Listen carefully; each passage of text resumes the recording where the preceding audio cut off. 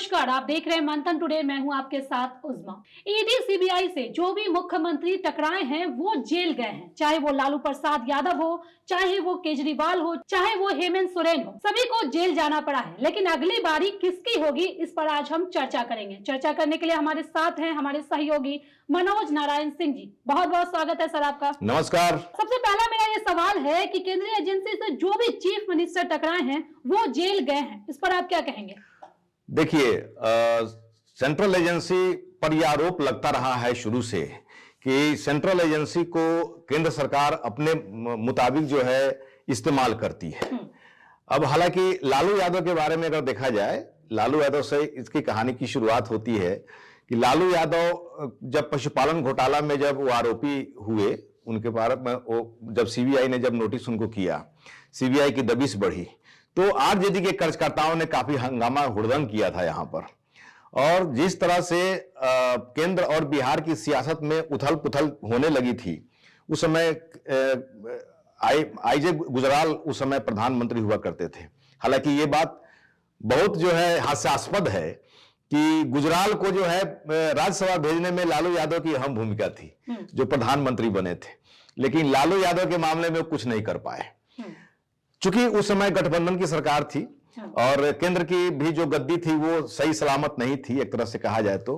लेकिन जब सीबीआई की जब दबिश जब बढ़ी लालू यादव पर, और जिस तरह से लालू यादव को अरेस्ट होने की स्थिति आ गई, उस समय लालू यादव ने बहुत चालाकी का काम किया कि 2 दिन पहले अपनी पत्नी राबड़ी देवी को उन्होंने सीएम बना दिया था।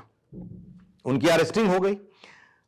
दूसरी बात अगर लीजिए तो केजरीवाल की आती है, तो केजरीवाल जो है पहला मुख्यमंत्री है अपने देश में जो मुख्यमंत्री रहते हुए उनकी अरेस्टिंग हुई।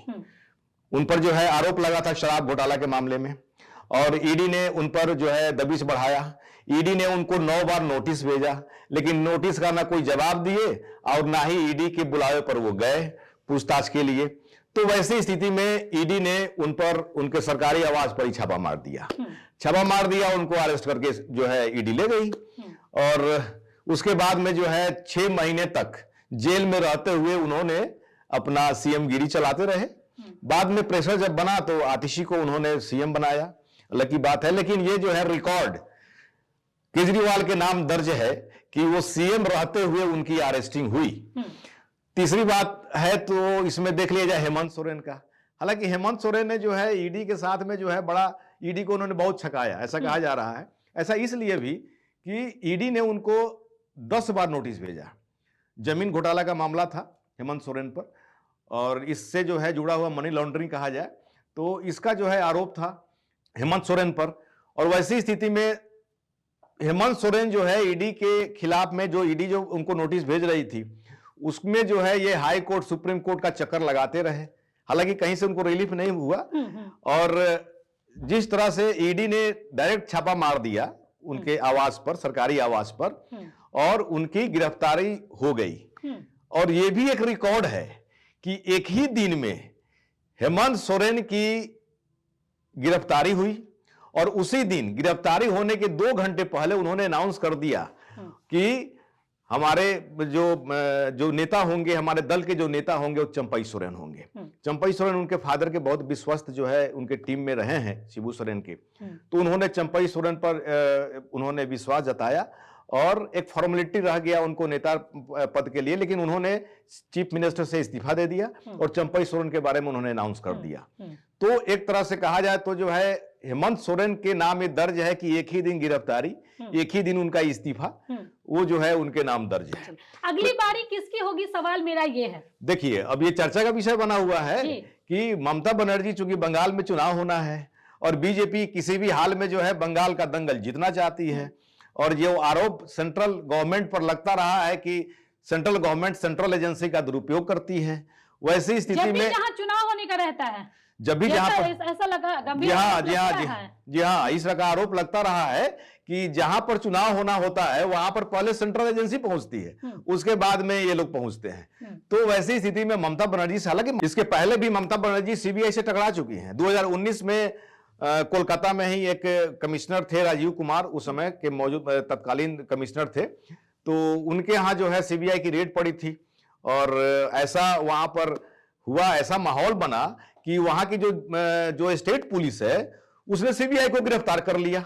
ममता बनर्जी भी वहां पर पहुंच गई और उसके बाद में जो है काफी जो है ये संवैधानिक जो है वहां पर संकट की स्थिति आ गई थी। हालांकि जो है कोर्ट ने इसमें हस्तक्षेप किया था, लेकिन अभी मौजूदा समय में चुनाव होना है और ऐसी स्थिति में, हालांकि इसके पहले भी अभी जो है माने बहुत सारे ऐसे जो है जो ममता बनर्जी के रिजिम में जो है बहुत सारे ऐसे मंत्री हैं, नेता हैं जिन पर जो है सेंट्रल एजेंसी की ईडी की रेड पड़ी, बहुत सारा अकूत संपत्ति बरामद हुआ, एफआईआर वगैरह सब हुआ, ऐसा हुआ है।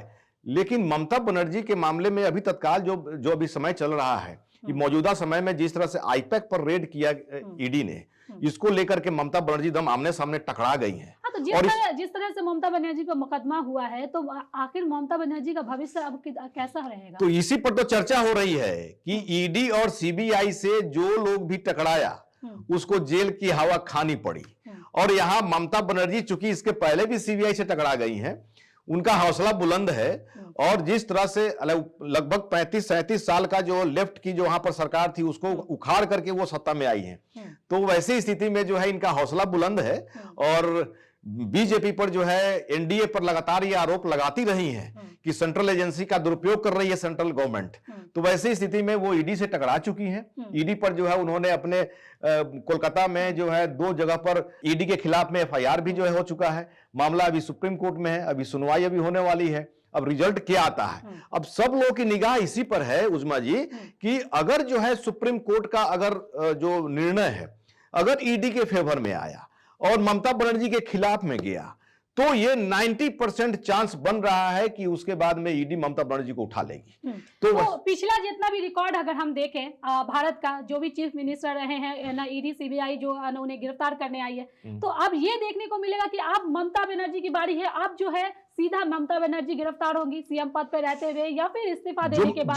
जो मौजूदा अभी जो परिस्थिति जो भी बन रही है और पिछला जो इतिहास है, वो पिछले इतिहास को देखते हुए मौजूदा स्थिति का अगर समीक्षा करें तो वैसी स्थिति में अब कोर्ट के निर्णय पर डिपेंड करता है कि ममता बनर्जी के पक्ष में फेवर में डिसीजन आता है या फिर ईडी के पक्ष में डिसीजन आता है। अगर ममता बनर्जी के अगेंस्ट में अगर डिसीजन आता है, वैसी स्थिति में जो सेंट्रल एजेंसी है ईडी जो है वो कहीं ना कहीं मजबूत पायदान पर रहेगी और उसको बहुत सारा जो है उसमें स्कोप मिल सकता है, स्पेस मिल सकता है कि वो जो है अपना सेफ पैसेज बना करके ममता बनर्जी को अरेस्ट कर सकती है। तो क्या अब लग रहा है कि सरकार जो है, भारत सरकार जो है, जो सत्ता में है अभी, वो गलत इस्तेमाल कर रही है अब नेताओं के, जो उसके अपोजिट में है, जो केंद्र सरकार के अपोजिट में जो खड़ा है, जो भी मुख्यमंत्री, क्या उसके खिलाफ में वो दुरुपयोग कर रही है सीबीआई ईडी का? देखिए, ईडी को अगर कोई सबूत मिलता है, उसके आधार पर कोई अगर ईडी को या सीबीआई को अगर कोई इंफॉर्मेशन उस तरह का मिलता है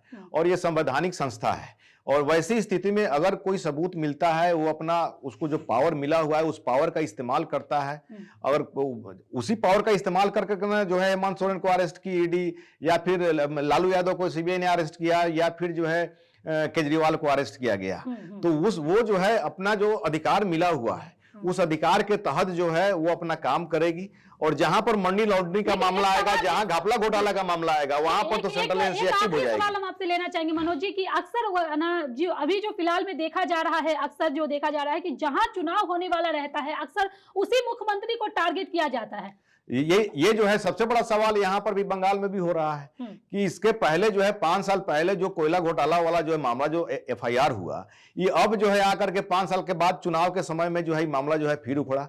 ईडी ने कहा कि हमको फिर फीडबैक मिला है इस तरह का कि कोयला मामले में जो है इस तरह का जो है पैसा का ट्रांजैक्शन किया गया। तो ये जो है एक बहुत बड़ा प्रश्न चिन्ह है कि भाई 5 साल में आपको बीच में जो है आपको फीडबैक नहीं मिला, चुनाव के समय में आपको फीडबैक मिल रहा है और इसीलिए आरोप लग रहा है कि सेंट्रल एजेंसी का जो है दुरुपयोग केंद्र सरकार कर रही है।